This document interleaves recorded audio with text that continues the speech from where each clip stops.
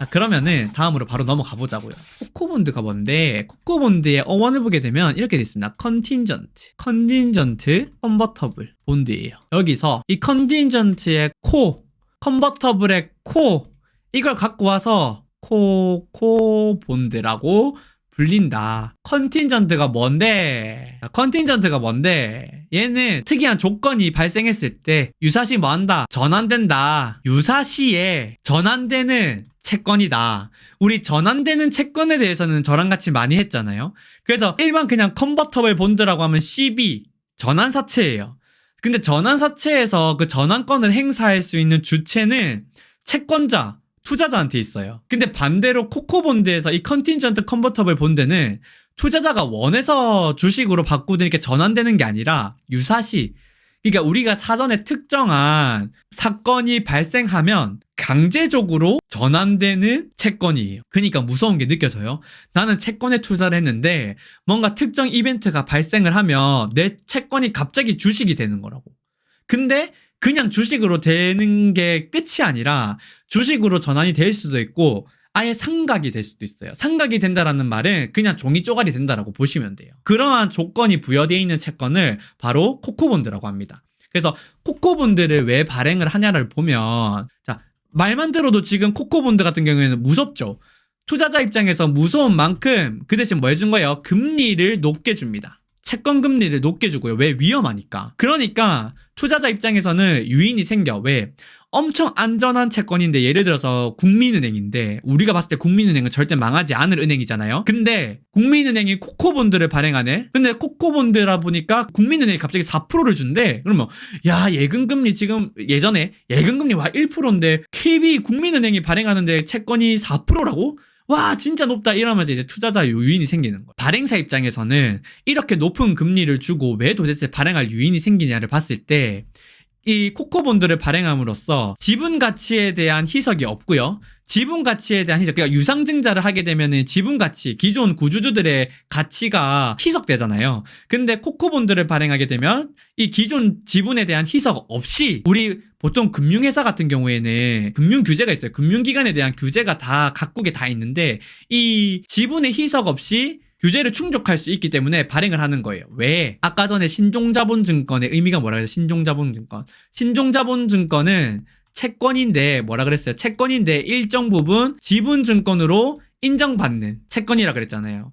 근데 이 신종자본증권에 속해 있는 것 중에 하나가 코코본드예요. 그러니까 코코본드는 대부분 다 영구채적 성격으로 발행이 되고요. 두 번째로 아까 그 이자 지급에 대한 임의성이 있어요. 근데 여기다가 하나가 더 추가가 돼. 뭐 후순위. 그러니까 아까 전에 봤던 그 신종자본증권에 비해서 지분에 대한 성격이 훨씬 더 강한 그러한 채권이 뭐예요? 바로 코코본드라는 거죠. 이 후순위를 그럼 왜 넣냐를 보면은 아까 제가 뭐라 그랬어요? 유사시에 주식으로 전환이 되거나 아니면은 상각된다 그랬잖아요. 그러니까 어차피 이 조건 자체가 후순위적 성격을 가지고 있어요. 그러다 보니까 코코본드를 발행하게 되면 영구채 성격의 이자의 임의성이 부여가 되고요. 거기에다가 후순위까지 이렇게 조건을 가져가게 돼요.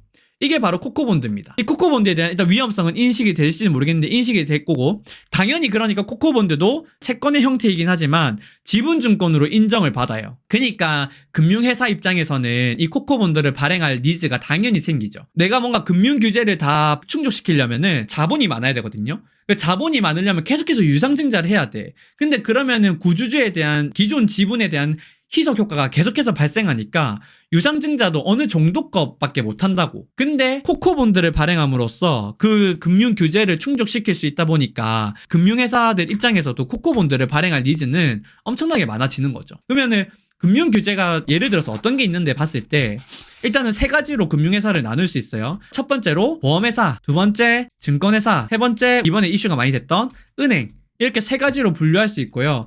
보험 같은 경우에는 지급 여력 비율이라고 해서 RBC, 리스크 베이스드 캐피탈이라고 해서 이제 보험금을 청구를 할 때 바로 이제 일시에 대응할 수 있는지를 보는 비율이라고 보시면 돼요. 그래서 얘 같은 경우에는 이 RBC 비율을 150% 이상을 권고하고 있고요. 증권 같은 경우에는 영업용 순자본 비율이라고 해서 NCR 같은 경우에는 지금 현재 기준으로는 100% 이상을 권고하고 있습니다. 이 NCR이라고 하는 거는 우리가 좀 식으로 써드리자면은 이렇게 되는데, 이건 지금 신 NCR이에요. 지금 현재 신 NCR 같은 경우에는 영업용 순자본에다가 총 위험액을 빼고요. 여기다가 나누기 필요 유지 자기자본이라는 게 있어요. 그러니까 우리 증권업을 영위하는 데 있어가지고 금융위에서 딱 규제를 해놔. 야, 이 종합 증권업을 유지를 하려면은 너희 최소 이만큼은 자기자본을 유지해야 돼라고 하는 그게 있거든요. 그러니까 그걸 분모해 두고 영업용 순자본에서 총 위험액을 빼줘요. 이게 문제가 뭐냐면 이 필요 유지 자기자본보다 자산 규모 자체가 엄청 큰 대형 증권사들 있잖아요. 걔네들은 이 분자가 클 수밖에 없어요. 여기가 엄청 클 수밖에 없어요. 그러니까 대형사면 웬만해서는 다 이 비율이 100% 이상 되는 거예요. 150%도 훨씬 넘는 거야. 그러니까 뭔가 이 완전 초대형 증권사의 위험을 평가하는 데 있어가지고 이 신 NCR, 최근에 바뀐 NCR 영업용 순자본 비율이 뭔가 위험을 측정하기에는 좀 문제가 있다라고 보는 시각이 꽤 있어요. 그러다 보니까 옛날 거 쓰자. 그래서 신 NCR 말고 평가하는 데 있죠. 금융회사에 대한 신용등급을 평가하는 채권평가사나 신용평가사는 9NCR, 예전에 그 영업용 순자본 비율을 많이 써요. 그래서 9NCR 같은 경우에는 그냥 영업용 순자본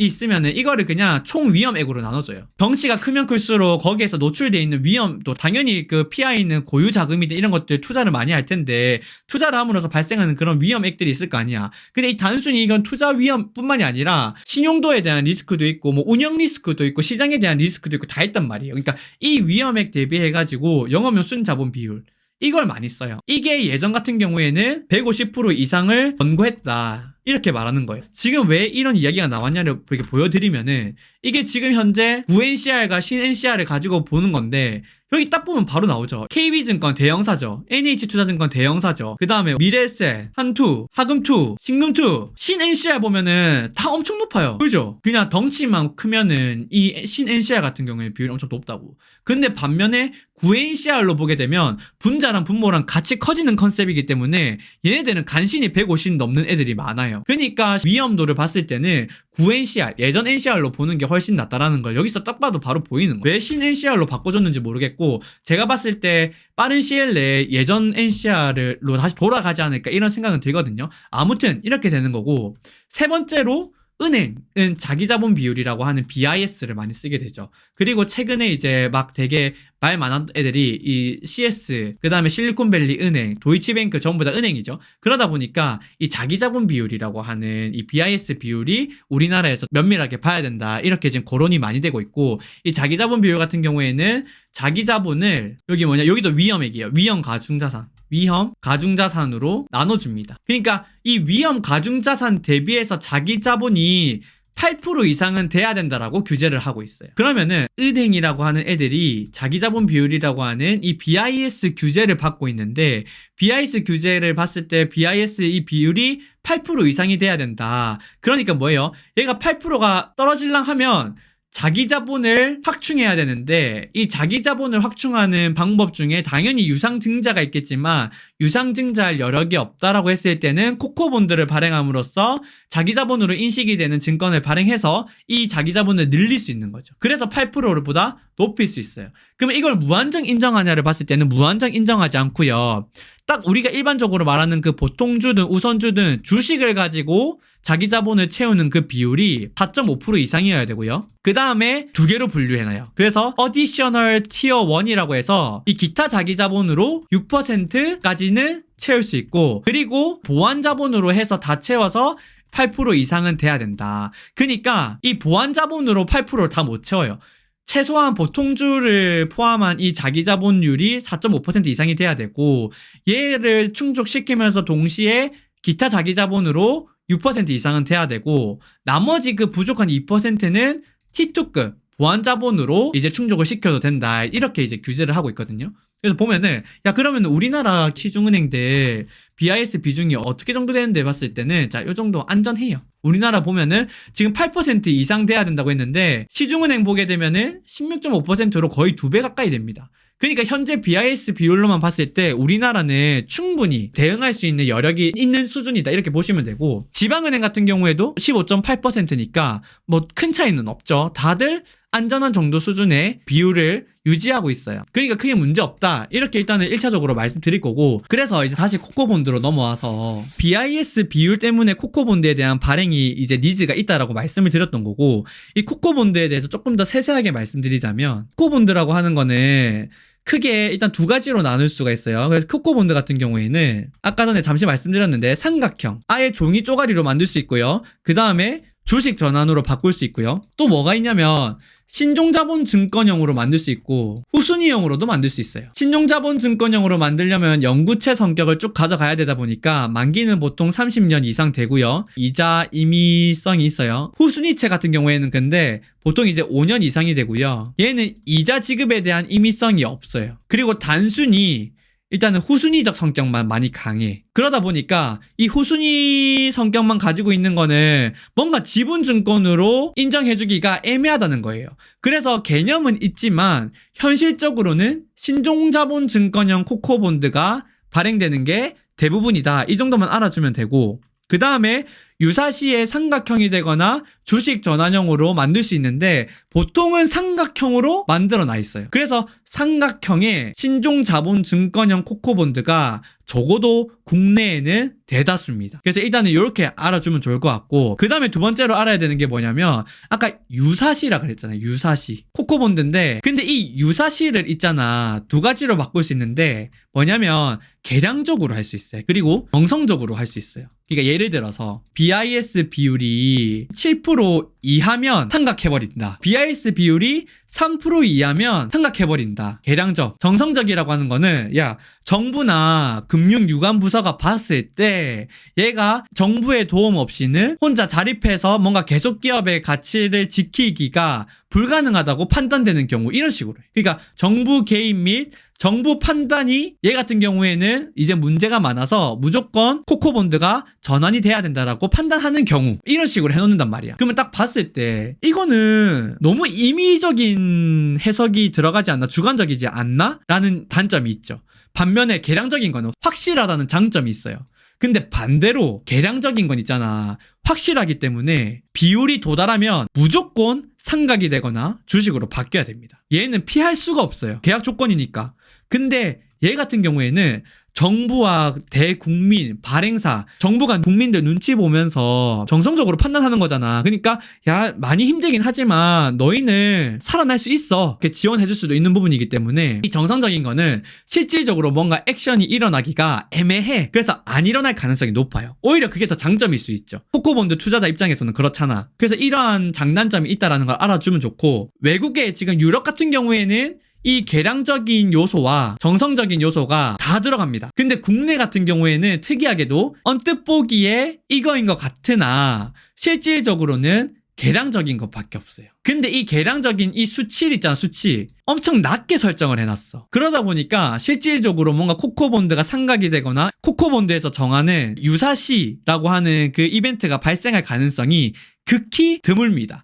그래서 국내 코코본드는 지금 해외 코코본드보다 훨씬 더 투자자 입장에서는 안정적이라고 판단이 돼요. 저 개인적인 생각으로는. 그래서 그 점을 알아주시면 좋을 것 같고, 그 다음으로 넘어가서 이번에 CS증권의 AT1 Additional Tier 1, 그러니까 기타 자기자본이 여기가 전액 다 상각이 됐거든요. 상각이 뭐 휴지 조각이 됐어요. 얘네들의 조건이 뭐였는데, 얘네 트리거는 유사시라고 하는 전환되는 트리거 요소를 우리가 트리거라고 표현을 하거든요. 그 트리거를 보게 되면 이건 이제 우리나라의 BIS 비율이라고 보면 되고, 이 비율이 7% 이하로 떨어지거나, 근데 이 7%라고 하는 게 엄청 높은 수치인 거예요. 정상적으로 어느 정도 영업 활동을 하면서 7%가 도달할 수 있다고. 코코본드 투자자 입장에서는 매우 위험하게 계량적인 트리거 요소가 지금 삽입이 돼 있었던 거고, 2번, 3번 보세요. 스위스 금융시장 감독 당국이 상각이 필요하다고 결정되거나, 또는 뭐 크레딧 스위스 그룹 AG가 파산하거나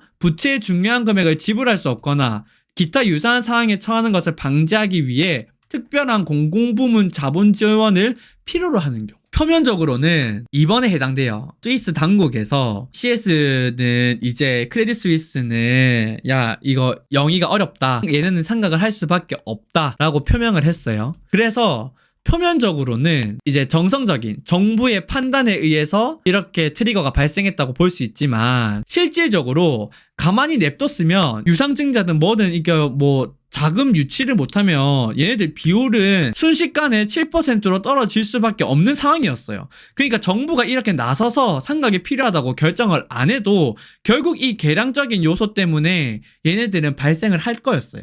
그러니까 실질적으로는 계량적인 요소 때문에 상각 사태가 발생됐다. 이렇게 보는 게 더 맞다고 판단이 들고요. 그 다음에 거기다가 플러스 근데 이런 건 있을 수 있지. 야 그러면 어차피 떨어질 건데 정부에서 나서가지고 왜 이렇게 해줘? 근데 이제 세간의 이야기로는 자 UBS가 CS 증권을 인수하기로 했잖아요. 이 UBS가 스위스 정부에다가 요청을 했을 수 있어요. 야 우리가 인수할 텐데 어차피 인수하면 우리 자금으로 다 리스크 테이킹 하는 거 아니냐. 그럼 너희는 다 괜찮잖아. 근데 그러려면은 엄청 큰 규모의 지금 코코본드가 있더라. 이 AT1의 코코본드 전액 다 상각시켜라. 그러면 우리가 빨리 인수할게. 이렇게 내고가 오갔다라고 이제 보고 있는 거죠. 그러다 보니까 정부에서는 발빠르게, 왜냐면 이건 빨리 해소를 해야 시스템 리스크로 확산이 안 되고 투자 심리에 영향을 좀 제한적으로 줄 수 있으니까 정부가 나서가지고 상각이 필요하다고 딱 해버림으로써 바로 트리거 발생시켰고, 그러면서 UBS가 CS를 빠르게 인수하는 이러한 그림으로 갔다. 이렇게 봐주면 되고, 여기에서 또 플러스로 하나 더 성격이 있어요. 뭐냐면 뭔가 유사시, 그러니까 금융기관이 문제가 발생했을 때, 금융 시스템에 문제가 발생한다라고 했을 때 요거를 대응하는 방법이 있어서 크게 두 가지로 나뉘는데요. 베일인이라는 형식으로 이걸 도입해서 막는 나라가 있고, 또는 베일아웃 전략으로 금융 시스템 리스크를 대응하는 애들이 있는데, 유럽은 대부분 베일인이에요. 근데 이 베일인이라는 건 뭐냐면 안에서 해결한다라는 걸로 채권 투자자 그리고 주식 투자자가 얘네들 문제가 생겼을 때 이 문제에 대한 리스크를 다 떠안는다라는 개념이에요. 그럼 베일아웃은 뭔데? 바깥에서 도와준다는 거야. 그러니까 뭐예요? 공적 자금으로 이 리스크를 떠안는다. 이건 뭐예요? 국민들 혈세가 투입이 되는 거죠. 우리나라는 베일아웃을 택하고 있어요. 유럽은 베일인을 택하고 있어요. 그러다 보니까 야 너희들 다 손실 떠안아 이렇게 가능한데, 우리나라는 지금 베일아웃이라고. 근데 과연 뭔가 국민은행에 문제가 생겼다고 했을 때 코코본드 투자한 애들 너희들 리스크 다 인지하고 있었으니까 너희들이 다 떠안아서 손실 봐 할 수 있을까? 못하죠. 그 전에 공적 자금이 투입이 될 수밖에 없을 거예요. 그러다 보니까 우리나라는 이러한 걸 감안하더라도 우리나라는 유럽보다 투자자가 뭔가 리스크를 감내하는 데 있어가지고 좀 유리한 조건이다라는 걸 또 알 수 있어요. 그래서 이러한 것들이 또 하나 특이 조건으로 있다. 이 점을 또 알면은 도움이 많이 될 거예요. 그래서 요것도 참고하시면 되고, 그리고 나서 이제 그러면 마지막으로 CS 크레딧 스위스의 그런 트리거 요소를 봤으면 당연히 국내 코코본드의 트리거 요소가 궁금하겠죠? 트리거 요소를 보게 되면 자 이렇게 돼 있습니다. 국내 코코본드의 경우에는 금융산업의 구조 개선에 관한 법률에 따라 부실금융기관으로 지정된 경우에 이때 트리거가 발생이 되는 거고, 금산법 제2조 2호에 보면 경영상태를 실제 조사한 결과 부채가 자산을 초과하는 금융기관이나 거액의 금융사고 또는 부실채권의 발생으로 부채가 자산을 초과하여 정상적인 경영이 어려운 것이 명백한 금융기관으로서 금융위원회나 예금보험위원회가 결정한 금융기관, 예금 등 채권의 지급이나 다른 금융기관으로부터의 차입금 상한이 정지된 금융기관. 디폴트가 실질적으로 파산을 선언하는 기업이란 거죠. 또 외부로부터의 지원이나 별도의 차입 없이는 예금 등 채권의 지급이나 차입금의 상환이 어렵다고 금융위원회나 예금보험위원회가 인정한 금융기관. 이 경우에 한해서만 뭐예요? 트리거가 발생한다고요. 근데 여기서 봤을 때 여기에서 따라서 부실금융기관으로 지정된 경우라 그랬죠. 금산법에 관한 법률에 따른 부실금융기관 지정, 경영 개선 명령 해당되는 거고요. 이때 총 자기자본 BIS 비율 몇 프로 미만? 2% 미만. 그러니까 아까 전에 BIS가 자기 자본 비율이 8% 이상이라 그랬잖아요. 그래서 8%보다 떨어지면 1차적으로 경영 개선 권고를 하고, 그래도 안 돼가지고 6% 미만이 되면 경영 개선 요구를 하고, 그래도 안 됐을 때 뭐 2% 미만이 되면 경영 개선 명령이 되는데, 이때 부실금융기관으로 지정을 한다고. 지금 없어요. 이것도 안 된 애들이 갑자기 이렇게 갈 확률이 얼마나 되겠어요. 그리고 이렇게 됐을 때 계속 이렇게 가면 이까지 도달하게 금융기관이, 우리 금융당국이 냅둘까? 안 냅둔다고. 그리고 일로 막 자립해서 갈 수가 없어. 그럼 뭐 한다고? 베일아웃, 공적 자금을 넣어서라도 얘를 끌어올릴 수 있도록 만들어준다고요. 아니면 일시적으로 이 자기자본 비율 이거를 완화시켜주던가. 이번에 코로나 때 그랬잖아요. LCR이라고. 이게 뭐냐면 유동성 비율 규제하는 건데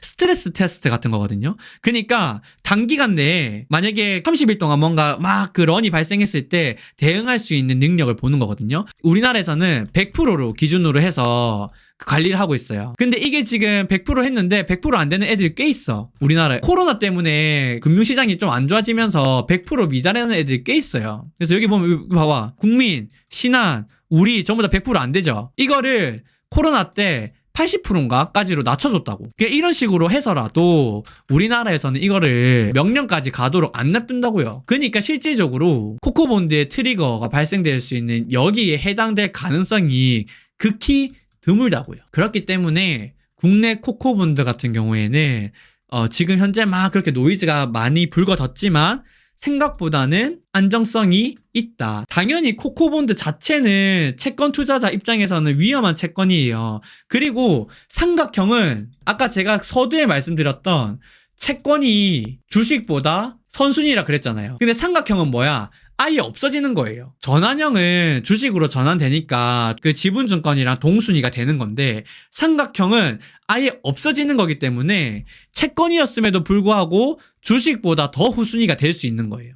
이게 이번에 말이 많이 컸죠. 왜냐면 크레딧 스위스 투자한 사람들 중에 주식 투자자는 주당 1불 건졌고, 그 다음에 채권 투자자 입장에서 코코본드 투자한 애들은 0원이 됐으니까 채권을 투자했음에도 불구하고 채권이 주식보다 선순위라고 하는 그 자본시장 대원칙을 깨먹은 거기 때문이에요. 근데 이게 그렇게 시스템적으로 문제가 되냐를 봤을 때 이미 사전에 다 협약된 거고 코코본드가 이런 거 다 알고 있었는데요. 뭐 지금 와가지고 야 이거면 대원칙을 깨는 거 아니냐 하면서 뭔가 문제를 제기하면 그 의미가 없는 거예요. 대원칙은 그거지만 이미 예외 조항으로 만들어진 증권인데 뭐 이게 자본시장이거든요. 그러니까 코코본드는 위험하지만 국내 경우의 코코본드를 살펴보면 실질적으로 뭔가 유사시 트리거가 발동돼서 상각이 될 가능성을 지금 현재 봤을 때 극히 드물다. 이제 이렇게 우리가 판단을 할 수 있는 거고, 야 그럼 실질적으로 실예를 갖고 와야 필드에 있는 사람이잖아.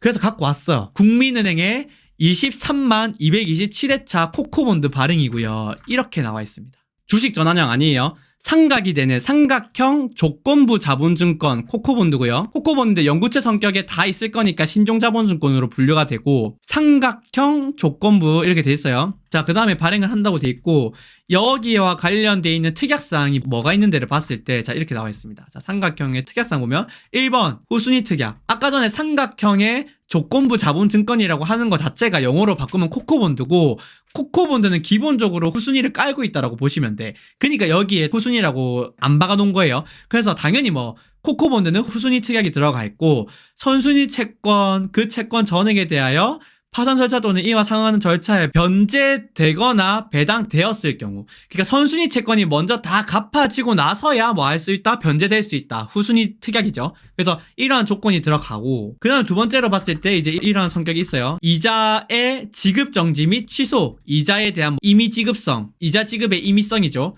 그래서 여기 다 들어가 있고요. 그 다음에 삼각 조건을 보면 본사채는 전액 영구적으로 삼각되고요. 채무불이행 또는 부도 사유로 간주하지 않습니다. 그러니까 부도가 나지 않아요. 이 삼각이 된다고 해서. 근데 이 트리거가 뭐다? 발행회사가 금융산업의 구조 개선에 관한 법률에 따라 부실 금융기관으로 지정된 경우. 이거 딱 하나 있죠. BIS 비율 2% 이하, 확률 거의 없다. 그렇기 때문에 코코본드가 뭐 지금 최근에 가까운 시일 내에 뭔가 부도가 삼각이 될 가능성은 극히 드물다. 우리가 이렇게 볼 수 있는 거예요. 이까지 신종자본증권이랑 코코본드 이해가 돼요? 이까지가 딱 제가 오늘 말씀드리려고 했던 거예요. 그냥 막 봤을 때는 지금 너무 위험한 거 아니야? 라고 할 수 있겠지만 이렇게 뜯어보고 유럽 사례랑 우리나라 사례랑 비교해보면 우리나라의 코코본드는 외국에 비해서는 그래도 한층은 조금 안정성이 부여돼 있는 증권이다. 단 내가 이렇게 말을 한다고 해서 코코본드 자체가 안전한 증권은 아니고요. 채권 시장에서 가장 위험한 유형의 채권이 코코본드인 거는 맞다.